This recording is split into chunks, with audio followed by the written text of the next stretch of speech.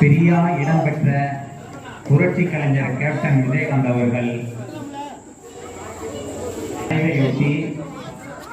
இன்று நாடு முழுவதும் துக்கத்தை அனுசரித்துக் கொண்டிருக்கின்றோம். அந்த வகையில் திருவையாறு ஒன்றியம் கண்டியூர் கிராமத்தில் நமது கிராம மக்கள் அனைவரும், குழந்தைகளிலிருந்து அனைவரும் அந்த புரட்சி கலைஞர் கேப்டனின் துக்கத்தை இன்று அனுசரித்துக் கொண்டிருக்கின்றோம். அவர் ஒரு நல்ல மனிதர்.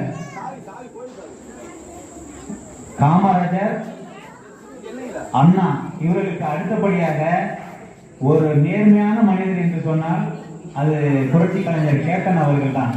இது எல்லோருக்கும் தெரியும். இது நான் சொல்ல வேண்டியதில்லை, எல்லோருக்கும் தெரியும்.